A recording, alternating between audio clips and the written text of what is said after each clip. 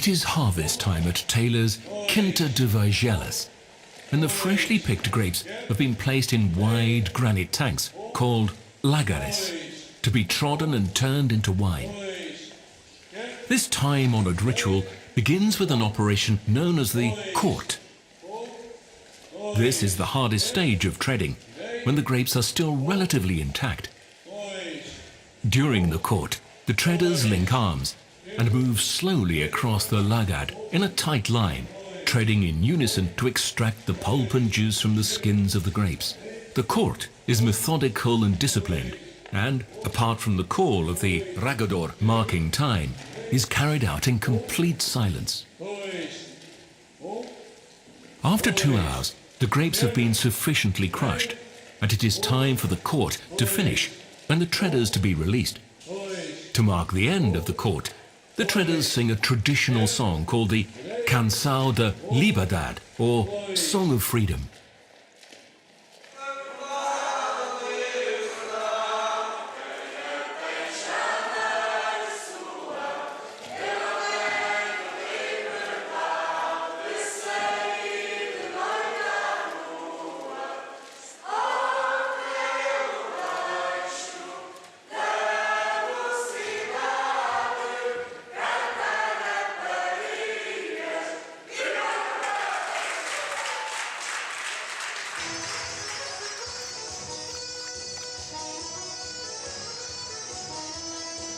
The Liberdade is the name given to the second stage of treading, when the treaders work individually, moving freely around the lagad to ensure that the grape skins are kept submerged under the surface.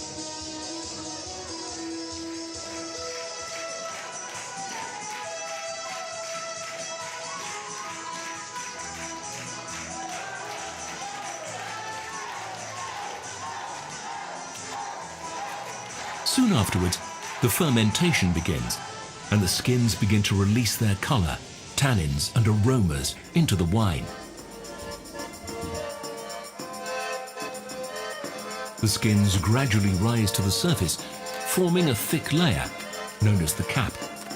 To ensure that the skins are kept in constant contact with the fermenting wine, the cap is kept submerged using special wooden plungers called macacos.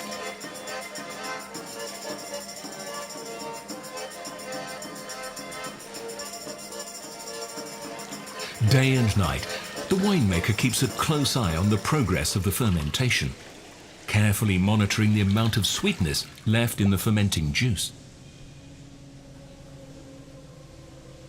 After 2 or 3 days, the fermentation has turned about half of the natural sugar of the grape into alcohol. This is the moment for the wine to be fortified. The treading stops, and the skins are allowed to float to the surface. The fermenting juice is then drawn out from under the layer of skins through a sieve into a large metal tub. Here a clean, clear, fortifying spirit is added, stopping the fermentation and preserving much of the natural sweetness of the grape in the finished wine. This is the process known as fortification.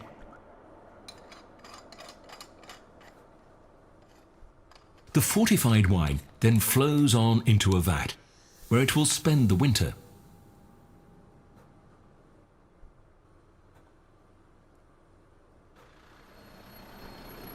The wines of Taylor's own estates are trodden by foot in the traditional way. However, at the company's Nogueira winery, the wine-making team has developed an innovative mechanical system which replicates the effect of treading.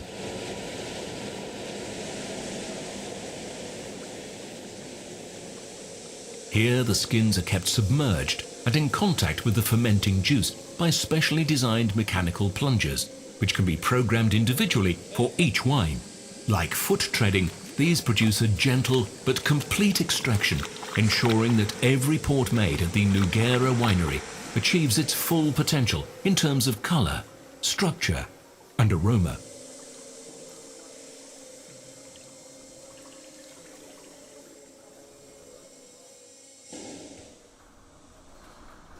During the winter months, the wine remains at the Quinta, where it gradually falls bright.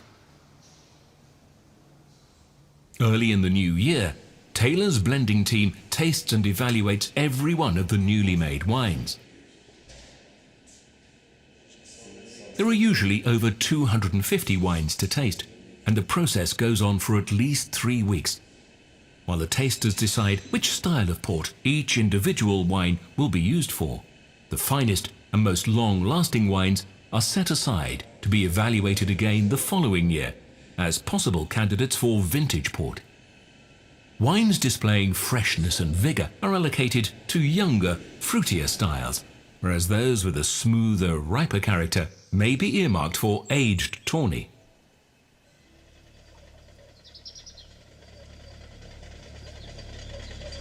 In the spring, the young wines travel down to the lodges in the Vila Nova de Gaia, opposite the city of Oporto, to be aged, blended and shipped. Until the middle of the 20th century, this journey took place in the legendary barcos rabelus. These extraordinary flat-bottomed craft were designed to navigate the treacherous rapids of the Douro River. Guided by their experienced crews, they carried their precious casks of port in their shallow hulls. In the 18th century, some of the larger barcos rabelus carried over 100 barrels, and accidents were common.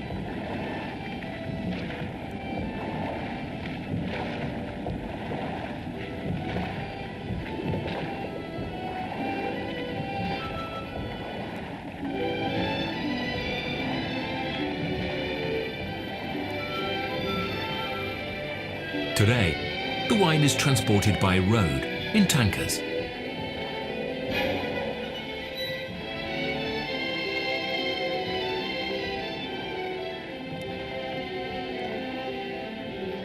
When the new wines arrive in Vila Nova de Gaia, they are unloaded into the lodges where they will mature.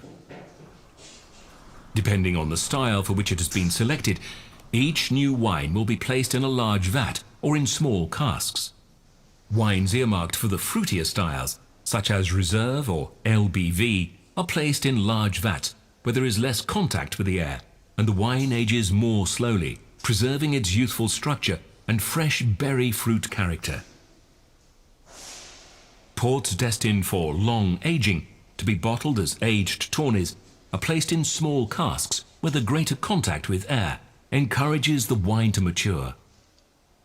The power and concentration of port, and the fact that it is fortified, means that it is able to remain in wood for much longer than other wines, gradually developing its sublime aromas and gaining in elegance and complexity with time. While the wine ages in wood, it loses some of its volume to evaporation. The part that evaporates, literally disappearing into thin air through the roof of the lodge, is known as the angel's share. The effect of this evaporation is to concentrate the wine, meaning that it becomes denser and its flavours and aromas more intense the longer it ages in wood.